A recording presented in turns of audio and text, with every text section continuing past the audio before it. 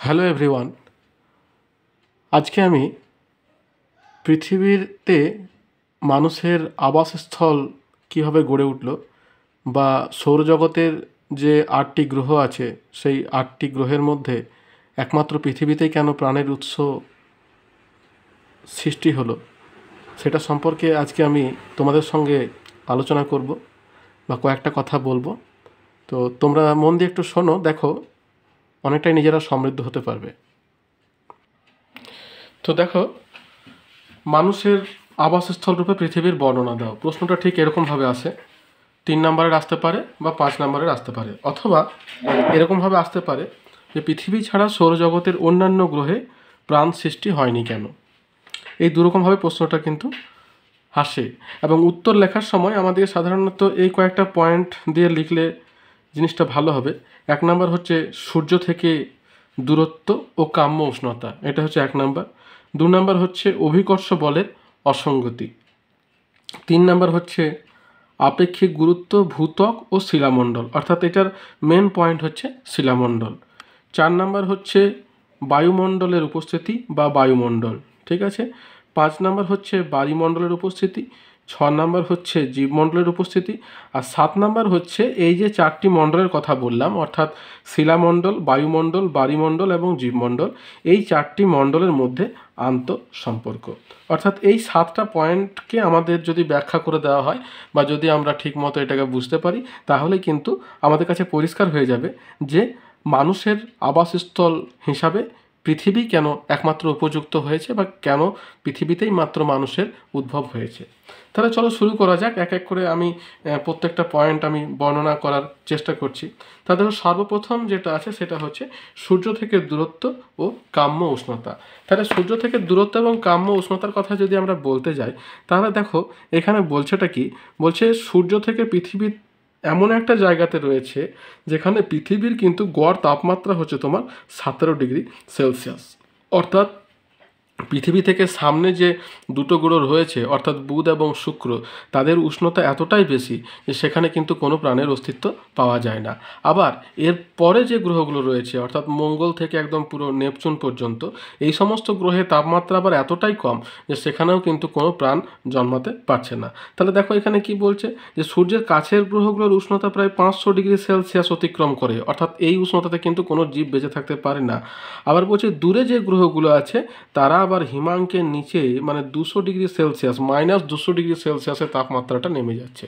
তাহলে যেখানে তাপমাত্রা বেশি সেখানে খুব বেশি, যেখানে তাপমাত্রা কম সেখানে খুবই কম। কিন্তু মানুষের বা জীবের বেঁচে থাকার জন্য যে উপযুক্ত তাপমাত্রা যেটা দরকার হয় সেটা কিন্তু পৃথিবীতে আছে, যার জন্যই কিন্তু পৃথিবীতে প্রাণের সঞ্চার হয়েছে। দেখো 17 ডিগ্রি সেলসিয়াস। এখন আমরা কিন্তু দেখো গ্লোবাল ওয়ার্মিং বলে যে একটা কথা আমরা শুনছি, এই গ্লোবাল ওয়ার্মিংটা হওয়ার ফলে কি হচ্ছে, পৃথিবীর গড় তাপমাত্রা কিন্তু বেড়ে যাচ্ছে। একটা প্রাণ থেকে আরেকটা প্রাণের সঞ্চার হতে হতেই কিন্তু আজকে মানুষের উদ্ভব হয়েছে। এখনকার যে পৃথিবীর যে অবস্থা, যে তাপমাত্রা বা জলবায়ু যেভাবে আছে, তাতে কিন্তু মানুষের বসবাসের পক্ষে কিন্তু উপযুক্ত হয়েছে। কিন্তু যদি এইভাবে তাপমাত্রা বাড়তে থাকে তাহলে কিন্তু এটা হতেই পারে যে পৃথিবী হয়তো আর মানুষের বসবাসের পক্ষে উপযুক্ত রইল না। তখন হয়তো পৃথিবীতে ছেড়ে হয়তো মঙ্গল গ্রহে প্রাণের সঞ্চার হলো। এটা হতে পারে, না হওয়ার কিছু নেই। তো এখন যেটা হয়েছে কি, যেহেতু পৃথিবীর তাপমাত্রাটা আর কি এখন বর্তমান সিচুয়েশনে আপনার সৌরজগতের মধ্যে সবথেকে উপযুক্ত, তাই একমাত্র পৃথিবীতেই কিন্তু প্রাণের সঞ্চার হয়েছে। এটা গেল 1 নাম্বার। এরপরে 2 নাম্বার কি হচ্ছে, অভিকর্ষ বলের অসঙ্গতি। অভিকর্ষ বলের অসঙ্গতি বলতে কি বোঝাচ্ছে, অভিকর্ষ বলের অসঙ্গতিটা হলো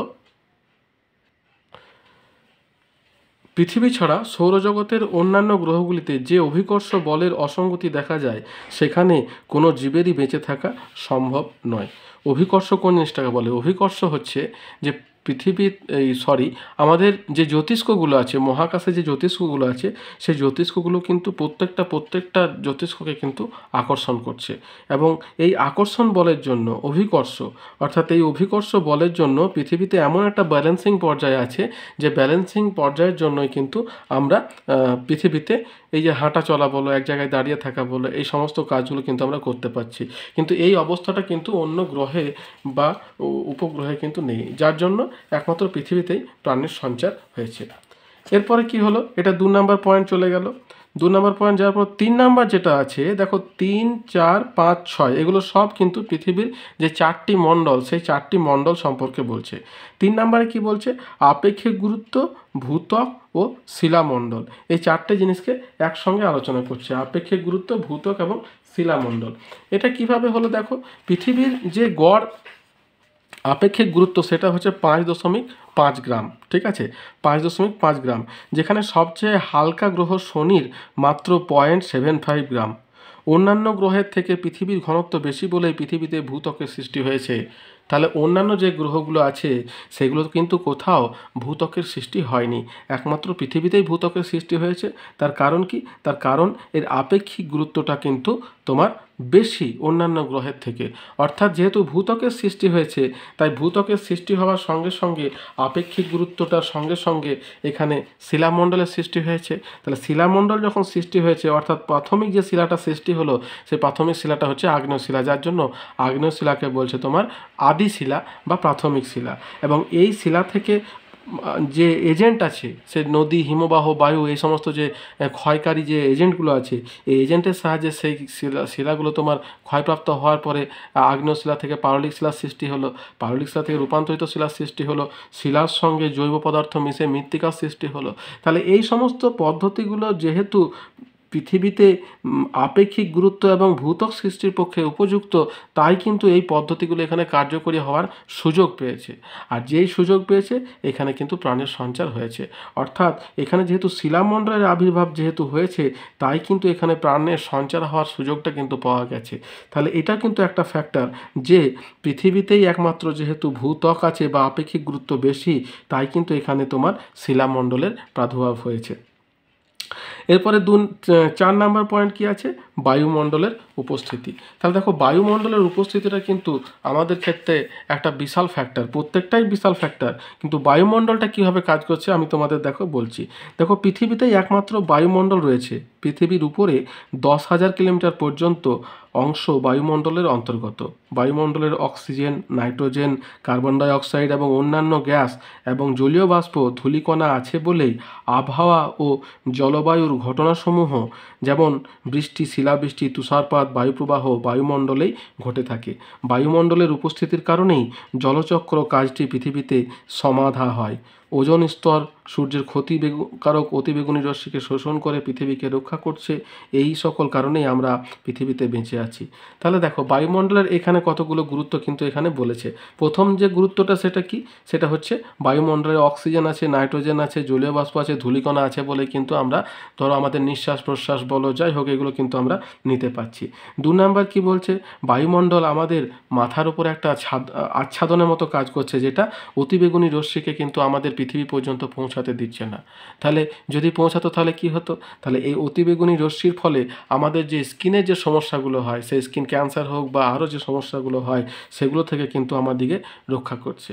আর কি কি হচ্ছে দেখো, আর ধরো এই যে পৃথিবীতে যে সমস্ত উল্কা বা তোমার যে ধূমকেতুগুলো আসছে এই সমস্ত তোমাগুলো কি হয়, বায়ুমণ্ডল ভেদ করে আমাদের পর্যন্ত আসার আগে কিন্তু তারা ক্ষয় হয়ে শেষ হয়ে যায়। কিন্তু যদি বায়ুমণ্ডল না থাকতো তাহলে সেগুলো কি করতো, সেগুলো কিন্তু আমাদের শরীরে আঘাত হানতো এবং আমরা কিন্তু তখন পৃথিবীতে বসবাস করতে পারতাম না। এগুলো একটা ফ্যাক্টর।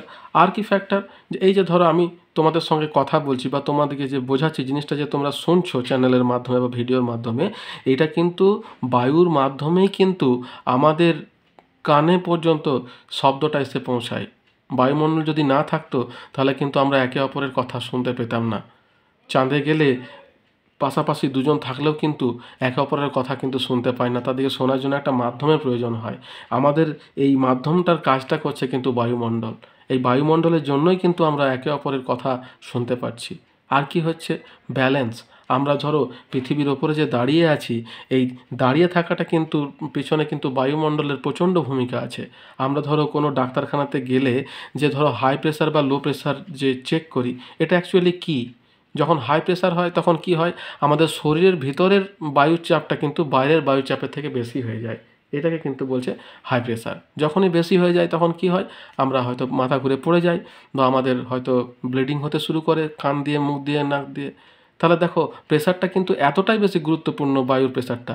আবার লো প্রেসার হলে কি হয়, বায়ুমণ্ডলের প্রেসারের থেকে শরীরের ভিতরের প্রেসারটা কিন্তু তখন কম হয়ে যায়, সেটাও আবার বিপদ। তখনও কিন্তু আমরা পড়ে গিয়ে ঠিক যেমন বিপদ হাই প্রেসারের জন্য হয়, ঠিক একই রকম বিপদ কিন্তু আবার লো প্রেসারের জন্য হতে পারে। তাহলে বায়ুমণ্ডল কতটা গুরুত্বপূর্ণ তোমরা বুঝতে পারছো। তোমরা কোনো মহাকাশচারীর ছবি যদি দেখো তাহলে দেখবে তারা কিন্তু একটা স্পেস স্যুট পরে কিন্তু তোমার চাঁদের মাটিতে পা রাখে। তাহলে ওই স্পেস স্যুটটা কেন পরে? কারণ যদি স্পেস স্যুট পরে না যায় তাহলে কিন্তু আমাদের যে চামড়া আছে সেই চামড়া ফেটে কিন্তু রক্ত বেরোতে শুরু করবে। অর্থাৎ আমাদের শরীরের ভিতরে যে বায়ুটা আছে সেই বায়ুটা কিন্তু আমাদের শরীরের বাইরের বায়ুর বায়ুমণ্ডলের চাপের সঙ্গে সামঞ্জস্যপূর্ণভাবেই আছে। আমরা যদি হঠাৎ চাঁদে গিয়ে কোনো রকম কিছু না প্রিকশন নিয়ে যদি আমরা চাঁদের মাটিতে পা রাখি তাহলে কিন্তু ভিতরের বায়ুটা তোমার আমার শরীরের উপর প্রেসার ক্রিয়েট করবে এবং কিন্তু দুর্ঘটনার সম্মুখীন আমাদেরকে হতে হবে। তাই কি হয়, ওই স্পেস স্যুটটা পরে যায় যাতে ওইখানে গিয়ে এরকম সমস্যার সম্মুখীন না হতে হয়। তাহলে বায়ুমণ্ডল আছে বলেই কিন্তু আমরা পৃথিবীতে তোমার বসবাস করতে পারছি, বা আমাদের প্রয়োজনীয় যা কিছু সব কিছু কিন্তু আমরা বায়ুমণ্ডল থেকে মেটাতে পারছি। তাহলে এটা গেল তোমার বায়ুমণ্ডলের গল্প। এরপরে কি আসছে, বায়ুমণ্ডল। তাহলে বায়ুমণ্ডলের কি ভূমিকা আছে? বায়ুমণ্ডল দেখো জলের অপর নাম জীবন, এখানে দেখো দেওয়া আছে জল বা বায়ুমণ্ডল। তাহলে জলের অপর নাম জীবন, পৃথিবীতেই একমাত্র মানুষের বেঁচে থাকার প্রধান রসদ জল রয়েছে। তাই এটি জল গ্রহ বা নীল গ্রহ, পৃথিবীর 70% অংশে জলে ঢাকা। তাই জল যেমন জলচক্রে অংশগ্রহণ করে তেমনি মহাসাগরগুলো উষ্ণতাকে নিয়ন্ত্রণ করে। বুঝতে পেরেছো? আমরা জানি যে ভূভাগ খুব তাড়াতাড়ি গরম হয়, আবার খুব তাড়াতাড়ি শীতল হয়, আবার জলভাগ ধীরে ধীরে গরম হয়, ধীরে ধীরে শীতল হয়। তাহলে এই যে তোমার একটা ব্যালেন্সিং পর্যায়, এই সমস্ত কিছুর জন্যই কিন্তু কি হয়, এই তাপমাত্রাটা আমি যে তোমাদেরকে বললাম যে পৃথিবীর গড় তাপমাত্রা হচ্ছে 17 ডিগ্রি সেলসিয়াস, যে এখানে লেখা আছে। তাহলে এই যে ব্যালেন্সিং পর্যায়, এটা জলভাগ আছে বলেই কিন্তু এটা সম্ভব হয়। জল যদি না থাকতো তাহলে হয়তো আমরাও বেঁচে থাকতে পারতাম না। তার কারণ হচ্ছে আমাদের পানীয় হোক, কাজের জন্য হোক, যে কোনো কাজের জন্য কিন্তু জলটা আমাদের প্রয়োজন হয়। যার জন্য কি হচ্ছে, বায়ুমণ্ডলও কিন্তু হচ্ছে একটা গুরুত্বপূর্ণ অংশ। বায়ুমণ্ডল কাকে বলছে? বায়ুমণ্ডল হচ্ছে তোমার এই যে তিনটে যে মণ্ডল আছে, অর্থাৎ শিলামণ্ডল, বায়ুমণ্ডল এবং জীবমণ্ডলের যে সমস্ত জায়গাতে জলের অস্তিত্ব লক্ষ্য করা যায় তাদের সকলকে একত্রে বলছে বায়ুমণ্ডল। বুঝতে পেরেছো? আর সব জায়গাতে কিন্তু বায়ুমণ্ডল রয়েছে। তাহলে এটা গেল তোমার বায়ুমণ্ডল এবং জলচক্রের উষ্ণতাকে নিয়ন্ত্রণের গল্পটা। এরপরে কি আসছে, জীবমণ্ডলের উপস্থিতি। তাহলে জীবমণ্ডল কোনটাকে বলছে? জীবমণ্ডল হচ্ছে তোমার শিলামণ্ডল, বায়ুমণ্ডল এবং বায়ুমণ্ডলের যে সমস্ত স্তরে জীবের অস্তিত্ব লক্ষ্য করা যায় তাদের সকলকে আমরা কিন্তু জীবমণ্ডল বলতে পারি। হ্যাঁ, তাহলে জীবমণ্ডলের উপস্থিতি কীভাবে জীবের অস্তিত্ব ঠিক করলো? দেখো, জীবমণ্ডল হচ্ছে ভূত্বক বা শিলামণ্ডল, বায়ুমণ্ডল সকল স্থানে জীবের অস্তিত্ব আছে। বায়ুমণ্ডলের 6 কিলোমিটার উচ্চতা এবং বায়ুমণ্ডলের 7 কিলোমিটার গভীরতা পর্যন্ত, শিলামণ্ডলের 10 কিলোমিটার গভীরতা পর্যন্ত জীবের অস্তিত্ব রয়েছে। তাহলে এই জীবমণ্ডলের অস্তিত্ব যেহেতু আছে, আমরা কিন্তু আমাদের প্রয়োজনীয়তাটা মেটাতে পারি। আমরা যে সমস্ত খাদ্য খাই তার কিছুটা উদ্ভিদ থেকে আসছে, কিছুটা প্রাণী থেকে আসছে। আমাদের যে খাদ্য সম্পর্ক বা খাদ্য শৃঙ্খল, এই খাদ্য শৃঙ্খলটা কিন্তু তোমার শুধুমাত্র যদি একই স্তরে থাকে, অর্থাৎ শুধুমাত্র যদি গাছই থাকে তাহলেও কিন্তু আমরা আমাদের প্রয়োজনীয়তাটা মেটাতে পারবো না। আবার যদি শুধুমাত্র উদ্ভিদ থাকে তাহলে উদ্ভিদই বা প্রাণী বা কী খেয়ে বাঁচবে যদি তোমার উদ্ভিদ না থাকে। তাহলে এই যে খাদ্য শৃঙ্খল, এই খাদ্য শৃঙ্খলের পিছনে কিন্তু এই জীবমণ্ডলের একটা বিশেষ ভূমিকা আছে, এবং এই খাদ্য শৃঙ্খল থেকে কিন্তু আমরা আমাদের প্রয়োজনীয় জিনিস কিন্তু পেতে পারি, এবং তার জন্যই কিন্তু আমাদের পৃথিবীটা কিন্তু বসবাসযোগ্য হয়েছে। এবার সব শেষে যে পয়েন্টটা আছে, অর্থাৎ 7 নম্বরে যেটা আছে, 7 নম্বর আছে পৃথিবীর বিভিন্ন মণ্ডলের মধ্যে আন্তঃসম্পর্ক। দেখো, আমাদের এই যে টোটাল 4টি মণ্ডল আছে পৃথিবীতে, শিলামণ্ডল, বায়ুমণ্ডল, বায়ুমণ্ডল, জীবমণ্ডল, এই 4টে মণ্ডল কিন্তু একে অপরের ওপরে নির্ভরশীল। অর্থাৎ কোনোটাই কিন্তু এককভাবে তৈরিও হয়নি, এককভাবে বেঁচেও নেই, আর এককভাবে কোনো কার্য তারা চালাতেও পারবে না। অর্থাৎ 3টে মণ্ডল কিন্তু একই সঙ্গে গ্রো করেছে। এবং তাদের পরিবর্তনের সঙ্গে সঙ্গে তাদেরও মধ্যেও কিন্তু একটা পরিবর্তন তোমার এসেছে। তাহলে কিভাবে আন্তঃসম্পর্কটা হয়েছে দেখো, আন্তঃসম্পর্ক কিভাবে বলছে দেখো, শিলামণ্ডল, বায়ুমণ্ডল, বায়ুমণ্ডলের মধ্যে গভীর সম্পর্ক আছে বলে পৃথিবীতে সৃষ্টি হয়েছে উদ্ভিদ ও প্রাণী জগৎ নিয়ে জীবমণ্ডল। সকল মণ্ডলগুলির প্রভাবেই পৃথিবীতে বিবর্তনের সৃষ্টি হয়েছে এবং সর্বশ্রেষ্ঠ জীব মানুষ। আমাদের যে জীব বিবর্তন আছে সেই জীব বিবর্তনের একেবারে শেষ পর্যায়ে সৃষ্টি হয়েছে বর্তমান সবথেকে বুদ্ধিমান প্রাণী, সেটা হচ্ছে মানুষ। এবং জীবজগৎ বেঁচে থাকার সকল রসদ একমাত্র পৃথিবীতেই আছে, যার জন্য পৃথিবীতেই তোমার প্রাণের সঞ্চার হয়েছে বা মানুষের বসবাসের পক্ষে উপযুক্ত হয়েছে। তাহলে এইভাবে কিন্তু তোমরা তোমাদের যে প্রশ্নটা আছে সেই প্রশ্নের উত্তরগুলো কিন্তু তোমরা লিখতে পারো 7টি পয়েন্টে ভাগ করে। প্রথমেই তোমার উষ্ণতা এবং অভিকর্ষ বল, এটা তো দুটো ভাগ চলে এলো। তারপরেই চলে এলো তোমার 4টে মণ্ডল, তাহলে 4টে মণ্ডল আর দুটো 6টা, আর লাস্টে যেটা আছে সেটা হচ্ছে এই 4টে মণ্ডলের মধ্যে আন্তঃসম্পর্ক। তাহলে এইটার জন্যই কিন্তু আমাদের পৃথিবীতে মানুষের প্রাদুর্ভাব হয়েছে। ঠিক আছে, তাহলে দেখো যদি তোমরা তোমাদের আমার এই ভিডিও ভালো লেগে থাকে, যদি তোমরা ঠিকমতো বুঝতে পারো, তাহলে প্লিজ আমার চ্যানেলটিকে লাইক করো, সাবস্ক্রাইব করো। সাবস্ক্রাইব করলে হবে কি, যে যখনই আমি কোনো ভিডিও দেবো তখনই কিন্তু তোমাদের পর্যন্ত পৌঁছে যাবে এবং তোমরা দেখে নিতে পারবে। আর বন্ধুদের মধ্যে শেয়ার করো যাতে বন্ধুরাও এই সুযোগটা পেতে পারে। তাহলে এত দূর পর্যন্তই, দেখা হচ্ছে পরের ভিডিওতে। ভালো থেকো, সুস্থ থেকো, ধন্যবাদ।